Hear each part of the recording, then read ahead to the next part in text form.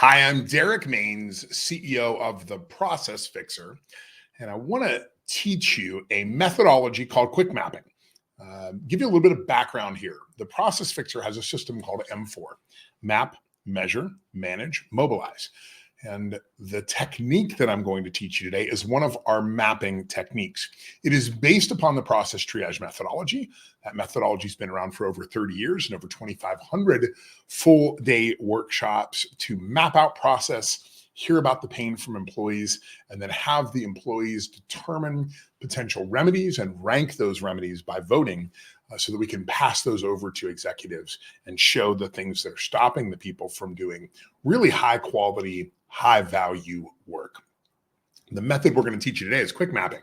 This is a abbreviated version that you can do in 20, 30 minutes, and you can download it completely for free on our website. If you're here, you've probably already done that. You'll see the link. Here's the QR code that's on the map. You can print these on 8.5 by 11, or if you have a plotter printer in your office, that's the big blueprint printers. You can print a different version of that for plotter. I'm going to walk you through the method. I'm going to switch over to my camera here and show you what we've got, and then we'll talk this through just a little bit. So this is the quick map. The first thing that we're going to do is a process capability goal. On the back of this is the exercise in the front, on the back of the instructions. And a capability goal is really a SMART goal for your process.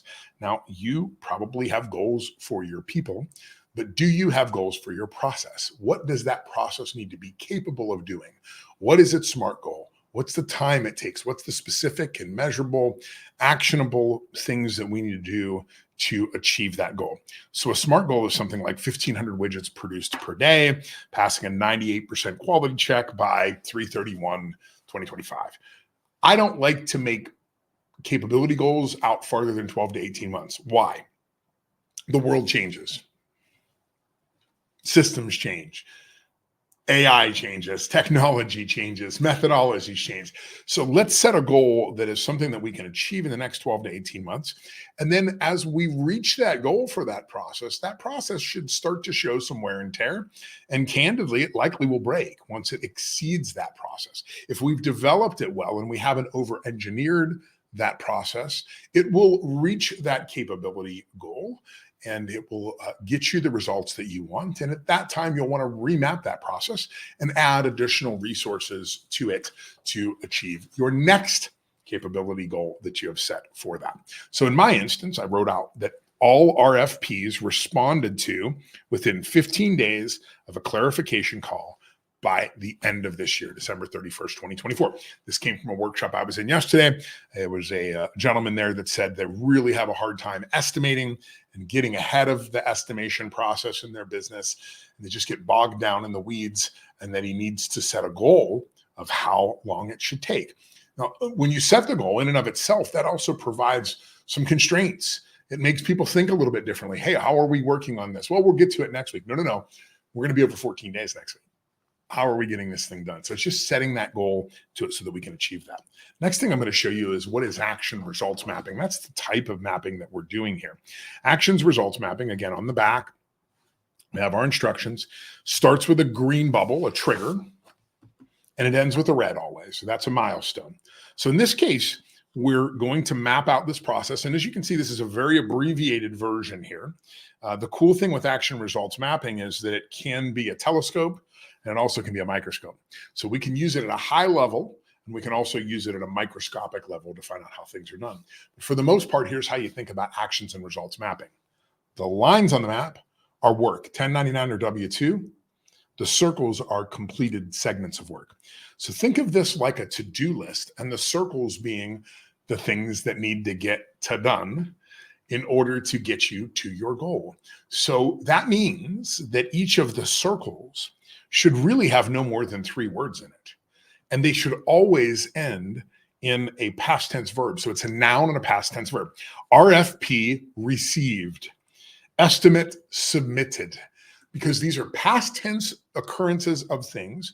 So they are almost always going to end in ED. And that's the easiest way for me to look through a map and know that I do this right. So let's go ahead and map out this process. And again, our capability is the RFPs responded to within 15 days of the clarification call by December 31st, 2024. So we have received the RFP. What's the next step that we do? Well, fortunately, I was with this gentleman yesterday. So the RFP was received. The next was a clarification call scheduled. So they call it a clarity call. It's scheduled. Then it is performed. That same call is performed. Clarification call performed. Subcontractors contacted. The next is subs bids received. And then down here, the estimate template is completed. Now, I'm going to stop here for a minute because that's actually not true. The estimate template is started. And almost without exception, there's clarification that's needed. If you think about every business, we are all in the same business. We take inputs and we transform those into outputs that hopefully create great outcomes for our customers. We also all perform the same core functions. We attract, we convince, we clarify, we create, we deliver, and we support. See, all of us are in the same business. We all do the same things, and that's what the M4 method is all about. It's taking all the things that are uniform across all businesses, and it's saying, how do we automate those? How do we outsource things that we shouldn't be doing? How do we abbreviate those processes? How do we eliminate things that we shouldn't be doing? So back over to our map. So it's started, but the next level is another clarification call needs to happen. Clarity, well, I'll just put clarity achieved here. We all know what I'm doing. This is ending in an ED. Then the estimate is completed, or we'll say it's submitted. Well, that was my last one. So the estimate here, there is a reason, my friends, that I like number 2 pencils. When you're doing process mapping, you are using a part of your brain that you don't use regularly. You're using a form of abstraction. You are abstracting upon something. You are taking it apart. You are thinking about the components and you are lining them back together in order to determine the best path. Sometimes that means that you get these things done and you go, oh, wait, no, it's this, it's this, it's this. So this is what we're doing here. So the clarity is achieved. The estimate then is created internally. We could even write internal here if we want an internal estimate created. And then it is many construction companies in particular have a go or no go. They have a go or no go meeting performed. And this is essentially determining, should we pursue this at this cost, at this rate? So that go or no go meeting needs to be performed. And then our final step is that estimate submitted. Now, you could, if you wanted to get creative here, you could say that, this was a no, and this is a yes. Just so that you can see that on the path. What happens if it's a no? Okay, so that is our map. Interesting thing is that work, what is it called? The Parkinson effect. Work always expands to fit the time allotted for it. If I had given you 20 bubbles, you probably could have come up with 20. If I'd given you 30, you probably could have come up with 30. But when you're using this constrained methodology of 10 bubbles, you have to keep things very, very high level. Now, we all know that there's lots of things that happen in between these bubbles. And we could go process map those things later and create work instructions and SOPs and all sorts of fun stuff that goes along with that. But this is not about that right now. What this is really about is getting a basic map together so we can move on to our next step. What is our next step? If you flip this over, it is identification of pain. Pain is something that we all experience at work. It's a reoccurring behavior or event that inhibits your capability goal. It stops you from accomplishing the goal. It's not a resource constraint, but it may be the effects from one. And it can't be a named individual. It can't be a person. So what is pain? Well, if you're an executive, the pain that you're going to talk about, and you'll probably put on the sheet, is going to be brand, balance sheet, budget stuff. If you're a manager, you're probably going to say, I need more resources. I need better systems. I need better equipment. If you're a frontline employee, and this is where the magic happens with triage, because the frontline employees are the people that should be believed in your organization, because they are the ones that touch the process. So let's flip back over to this map. Okay, so pain is the observation of things that are happening that should not be happening. These are the things that are standing in our way every single day, stopping us from doing good quality work. All right, so we flip back over here, and what we do with pain is we want to quantify it. Pain can't just be you always, you never. That's not a good way to think about it. It's got to be 100% of the time I don't get the paperwork on time, and that causes me to have this pain. So we want to just make little dog legs right on our map right here. We want to say, the clarity call schedule. Maybe it is 100% of the time. Well, no, we'll make this more realistic. 50% of the time, the decision maker is not available in the next week. Okay, that could be a real challenge to us in that process, particularly if we're trying to really after that clarification call. So that's okay, because this is actually saying the clarification call is not going to happen until a little later than we want. So we'll talk about that in a minute. Let's get on to our next. The subcontractor.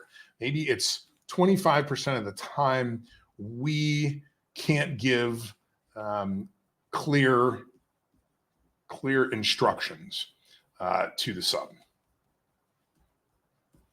Let's look at some of the other ones. The estimate template is started.